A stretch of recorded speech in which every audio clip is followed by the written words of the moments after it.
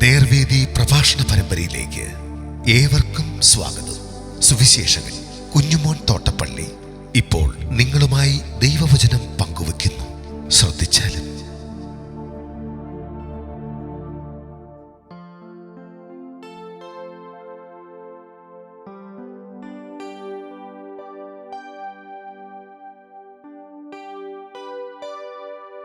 ഈ പാറമേൽ എൻ്റെ സഭ.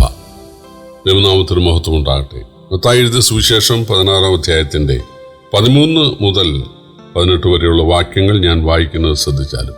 യേശു ഫിലിപ്പിന്റെ കൈസേരിയയുടെ പ്രദേശത്ത് എത്തിയ ശേഷം തന്റെ ശിഷ്യന്മാരോട്, ജനങ്ങൾ മനുഷ്യപുത്രനെ ആരെന്ന് പറയുന്നു എന്ന് ചോദിച്ചു. ചിലർ യോഹന്നാൻ സ്നാപകനെന്നും മറ്റു ചിലർ ഏലിയാവെന്നും വേറെ ചിലർ യിരെമ്യാവോ പ്രവാചകന്മാരിൽ ഒരുത്തനോ എന്നും പറയുന്നു എന്ന് അവർ പറഞ്ഞു. നിങ്ങളോ എന്നെ ആരെന്ന് പറയുന്നു എന്ന് അവൻ ചോദിച്ചതിന് ശിമോൻ പത്രോസ്, നീ ജീവനുള്ള ദൈവത്തിന്റെ പുത്രനായ ക്രിസ്തു എന്ന് ഉത്തരം പറഞ്ഞു. യേശു അവനോട്, ബർയോനാ ശിമോനെ, നീ ഭാഗ്യവാൻ, ജഡരക്തങ്ങളല്ല സ്വർഗ്ഗസ്ഥനായ എന്റെ പിതാവത്തിലെ നിനക്കിത് വെളിപ്പെടുത്തിയത്. നീ പത്രോസാകുന്നു. ഈ പാറമേൽ ഞാൻ എൻ്റെ സഭയെ പണിയും, പാതാള ഗോപുരങ്ങളിൽ ജയിക്കുകയില്ല എന്ന് ഞാൻ നിന്നോട് പറയുന്നു.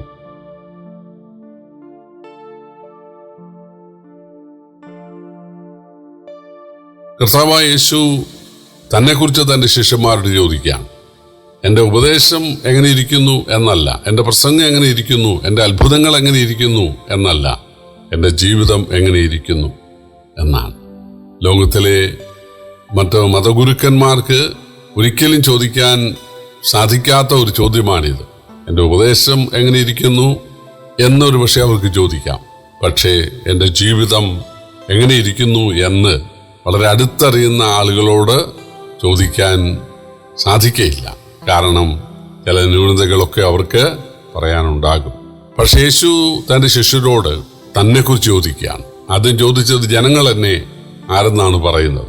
അപ്പോൾ ശിഷ്യന്മാർ ഒരുമിച്ച് പറഞ്ഞു, യോഹന്നാൻ സ്നാപകൻ ഉയർത്തെഴുന്നേറ്റതാണ് എന്ന് ചിലർ പറയുന്നു, ഏലിയാവ് വീണ്ടും വന്നതാണെന്ന് ചിലർ പറയുന്നു, യിരെമ്യാവ് വീണ്ടും വന്നതാണെന്ന് ചിലർ പറയുന്നു.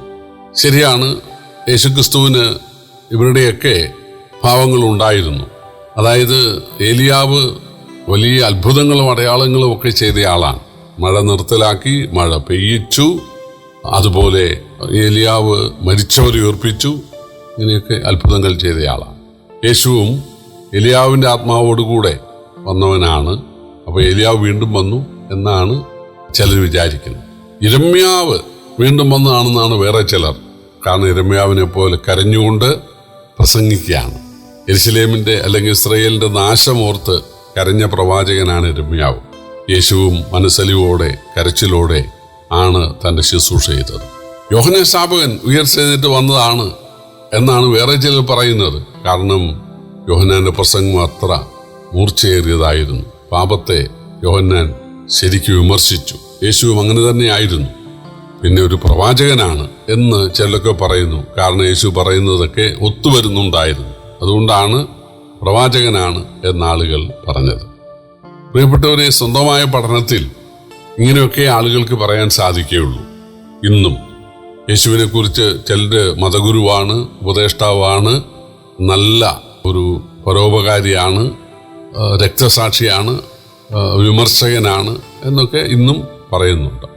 യേശു പത്രോസിനോട് ശിഷ്യന്മാരോട് ചോദിച്ചു, ആട്ടെ, നിങ്ങൾക്ക് 3.5 വർഷം എന്നോടുകൂടെ സഞ്ചരിച്ച നിങ്ങൾക്ക് എന്താണ് പറയാനുള്ളത്? അതിനുത്തരം പത്രോസാണ് പറഞ്ഞത്. അതുകൊണ്ട് മറ്റുള്ളവർക്ക് അതിൻ്റെ ഉത്തരം അറിഞ്ഞുകൂടാ എന്ന് വരുന്നില്ല. പത്രോസ് ഏത് കാര്യവും ചാടിക്കയറി പറയുന്നവനാണ്. പടകിൽ ഞാൻ കൂടെ വരട്ടെ എന്ന് പത്രോസാണ് ചോദിച്ചത്. അതുപോലെ പല കാര്യത്തിലും പത്രോസാണ് മറുപടി പറയുന്നത്, അല്ലെങ്കിൽ അഭിപ്രായം പറയുന്നത്.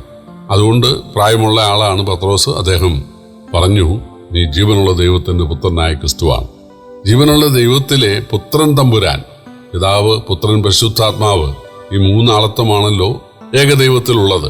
അപ്പോ ആ ജീവനുള്ള ഏകദൈവത്തിലെ പുത്രൻ എന്നുള്ള ആളത്വം മനുഷ്യനായി വന്നതാണ് നീ ജീവനുള്ള ദൈവത്തിന്റെ പുത്രനായ ക്രിസ്തു. അപ്പോൾ മനുഷ്യവർഗത്തെ രക്ഷിക്കാൻ, അല്ലെങ്കിൽ ഇസ്രായേലിന് രാജ്യം യഥാസ്ഥാനത്താക്കി നൽകാൻ, അതായത് ദൈവം മനുഷ്യാവതാരം ചെയ്തതാണ്, ദൈവത്തിന്റെ പുത്രൻ ക്രിസ്തുവായി വന്നതാണ് എന്നാണ് പത്രോസ് പറഞ്ഞത്. മറ്റു ശിഷ്യന്മാർക്കും അതേ അഭിപ്രായമുണ്ടായിരുന്നു. പത്രോസ് മാത്രമേ പറഞ്ഞുള്ളൂ എന്ന് മാത്രം യേശു പറഞ്ഞു, നീ പത്രോസ് ആകുന്നു. പത്രോസ് എന്ന് പറഞ്ഞാൽ പാറക്കഷണം, കൽക്കഷണം എന്നാണ്. തൊട്ടു താഴെ യേശു പറയുന്നത്, ഈ പാറമേൽ ഞാൻ എൻ്റെ സഭയെ പണിയും. ചില ആളുകൾ ഈ വാക്യം വായിച്ചിട്ട് തെറ്റിദ്ധരിച്ച് പത്രോസിന്റെ മേൽ എൻ്റെ സഭയെ പണിയും എന്ന് വിചാരിക്കുന്നുണ്ട്. സഭയെന്ന് പറയുന്നത് യേശുവിൻ്റെ രക്തത്താൽ, യേശുവിൻ്റെ കുരിശുമരണത്താൽ, യേശു ഒരുക്കുന്ന രക്ഷാമാർഗത്തിൽ വിശ്വാസം അർപ്പിച്ച് രക്ഷിക്കപ്പെട്ട ആളുകളുടെ കൂട്ടത്തെ ഒരു മണവാട്ടിയോട് ഉപമിച്ച്, അതാണ്. അപ്പോൾ യേശു മണവാളനും തന്നിൽ വിശ്വസിക്കുന്ന ആളുകളുടെ കൂട്ടം മണവാട്ടിയും, അതാണ് അതിൻ്റെ അർത്ഥം. യേശു പറഞ്ഞു, ഈ പാറമേൽ ഞാൻ എൻ്റെ സഭയെ പണിയും. ഈ പാറ എന്ന് പറഞ്ഞാൽ ഞാൻ ജീവനുള്ള ദൈവത്തിൻ്റെ പുത്രനായ ക്രിസ്തു ആണെന്നുള്ള ആ വിശ്വാസത്തിൻ്റെ, ആ ഏറ്റുപറച്ചിലിൻ്റെ മേൽ ഞാൻ എൻ്റെ സഭയെ പണിയും എന്ന് പറഞ്ഞാൽ, ആരെല്ലാം യേശു ജീവനുള്ള ദൈവത്തിൻ്റെ പുത്രനായ ക്രിസ്തു ആണ് എന്ന് വിശ്വസിച്ചേറ്റു പറയുന്നുവോ അവരെല്ലാം ആ സഭയാകുന്ന കെട്ടിടത്തിൻ്റെ ഓരോ പാറക്കഷ്ണങ്ങളാണ്. അടിസ്ഥാനം എന്ന് പറയുന്നത് ആ വിശ്വാസമാണ്. യേശു ജീവനുള്ള ദൈവത്തിൻ്റെ പുത്രനായ ക്രിസ്തു ആണെന്നുള്ള വിശ്വാസമാണ്. ഈ പാറമേൽ, നിന്റെ മേലെന്നല്ല, എൻ്റെ മേലെന്നല്ല, ഈ പാറമേൽ, അതായത് ഞാൻ ആരാണെന്നുള്ള, ഞാൻ ജീവനുള്ള ദൈവത്തിൻ്റെ പുത്രനായ ക്രിസ്തു ആണെന്നുള്ള ആ വിശ്വാസം ആർക്കെല്ലാം ഉണ്ടോ അവരെല്ലാം ആ അടിസ്ഥാനത്തിൻ്റെ മേൽ ഓരോ പാറക്കഷ്ണങ്ങളായി ഒരു ഗോപുരമായിട്ട് ഉയരുകയാണ്. അതാണ് സഭ എന്ന് യേശു പറയും. ഇത് പറയുന്നത് ഫിലിപ്പിൻ്റെ കൈസരിയിൽ വെച്ചാണ്. അതായത് ഫിലിപ്പ് രാജാവ്, ഹെരോദ് ഫിലിപ്പ്, റോമിലുള്ള കൈസറിൻ്റെ ബഹുമാനാർത്ഥം ഇസ്രയേലിലെ ഹെർമോൻ പർവ്വതത്തിൽ അതിൻ്റെ വെണ്ണക്കൽ പാറകളിൽ ഒരു മനോഹരമായ പട്ടണം പണിതു. അതിൻ്റെ പേര് ഫിലിപ്പിൻ്റെ കൈസരി എന്നാണ്. കൈസരിയ എന്നൊരു പട്ടണം നമുക്കറിയാം, അത് കടൽ തീരത്തുണ്ട്. എന്നാൽ ഇത് അതല്ല, ഫിലിപ്പിൻ്റെ കൈസരിയ. ഫിലിപ്പ് രാജാവ് റോമൻ കൈസർക്ക് വേണ്ടി പണിത ഒരു പട്ടണം. അവിടെ വെച്ചാണ് ഇത് ചോദിക്കുന്നത്. അപ്പോൾ പത്രോസ് ഇത് ഏറ്റു പറഞ്ഞപ്പോൾ യേശു ആ ഫിലിപ്പിൻ്റെ കൈസരിയോട് ഉപമിച്ചുകൊണ്ടാണ് പറയുന്നത്, ഈ പാറമേൽ, അതായത് ഈ വിശ്വാസമാകുന്ന പാറമേൽ, ഈ വിശ്വാസം ആർക്കെല്ലാം ഉണ്ടോ അവരെ കൂട്ടിച്ചേർത്ത് ഞാൻ സഭയെ പണിയും. തൊട്ടു താഴെ കർത്താവ് പറഞ്ഞത്, പാതാള ഗോപുരങ്ങൾ അതിനെ ജയിക്കയില്ല. എന്നാൽ അടിസ്ഥാനമില്ലാത്ത ഗോപുരങ്ങൾ, അടിസ്ഥാനമില്ലാത്ത കൂട്ടങ്ങൾ, അതായത് അടിസ്ഥാനമില്ലാത്തതെന്ന് പറഞ്ഞാൽ നാശത്തിലേക്ക് പോകുന്നതാണല്ലോ, താൽക്കാലികമാണല്ലോ. അപ്പോൾ താൽക്കാലികങ്ങളായ നാശത്തിലേക്ക് പോകുന്ന ചില കൂട്ടങ്ങൾ ഈ സഭയ്ക്കെതിരെ യുദ്ധം പ്രഖ്യാപിക്കും, ഉപദ്രവം അഴിച്ചുവിടും. പക്ഷെ പാതാള ഗോപുരങ്ങൾ അതിനെ ജയിക്കയില്ല എന്നാണ് യേശു പറഞ്ഞത്. യേശു പത്രോസിനോട് പറഞ്ഞത്, ജഡരക്തങ്ങളല്ല, നിന്റെ മാതാപിതാക്കളല്ല നിന്നെ ഇത് പഠിപ്പിച്ചത്, സ്വർഗ്ഗസ്ഥനായ എൻ്റെ പിതാവാണ്. അപ്പോൾ ആർക്കെല്ലാം യേശു ജീവനുള്ള ദൈവത്തിൻ്റെ പുത്രനായ ക്രിസ്തുവാണ്, ദൈവത്വത്തിലെ പുത്രൻ തമ്പുരാനാണ് എന്നുള്ള വിശ്വാസമുണ്ടോ ആ വിശ്വാസം പിതാവായ ദൈവം പ്രകാശിപ്പിച്ചു കൊടുത്താലേ ആളുകൾക്ക് ലഭിക്കൂ എന്നാണ്. പിന്നീട് യേശു ശിഷ്യന്മാരോട് പറയുന്നുണ്ട്, ഞാൻ ക്രിസ്തുവാണെന്ന് നിങ്ങൾ ആരോടും പറയരുത്. അപ്പോൾ എല്ലാവർക്കും ആ ബോധ്യമുണ്ടായിരുന്നു. അവരെല്ലാവരും സഭയാകുന്ന ആ കെട്ടിടത്തിൻ്റെ ഓരോ കല്ലുകളായി മാറിയിരുന്നു. സഭയാകുന്ന ആ മണവാട്ടിയുടെ ഭാഗമായിട്ടവർ മാറിയിരുന്നു എന്ന് നമുക്ക് മനസ്സിലാക്കാനായിട്ട് സാധിക്കും. പ്രിയപ്പെട്ടവരെ, യേശുവിനെ രക്ഷകനായി സ്വീകരിക്കുവാൻ നമുക്ക് സാധിക്കുന്നെങ്കിൽ അതിനുള്ള വിശ്വാസം പിതാവായ ദൈവം കനിഞ്ഞ് നൽകേണ്ടതാണ്. എഫേസ്യലേഖനം 2:8-9 വാക്യങ്ങൾ വായിക്കുന്നത്, കൃപയാലോ നിങ്ങൾ വിശ്വാസം മൂലം രക്ഷിക്കപ്പെട്ടു, അതിന് നിങ്ങൾ കാരണമല്ല, ദൈവത്തിൻ്റെ ദാനം അത്രയാകുന്നു എന്നാണ്. ദൈവമാണ് നമുക്ക് വിശ്വാസം തരേണ്ടത്.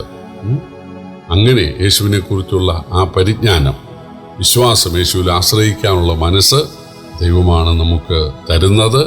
അങ്ങനെ ദൈവത്താൽ വിശ്വാസം പ്രാപിക്കുന്ന ഏവരും സഭയുടെ ഭാഗമാകുന്നു, അല്ലെങ്കിൽ യേശുവിന് മണവാട്ടിയായിട്ട് മാറുന്നു. ഇതാണ് കർത്താവ് നമ്മെ പഠിപ്പിക്കുന്നത്.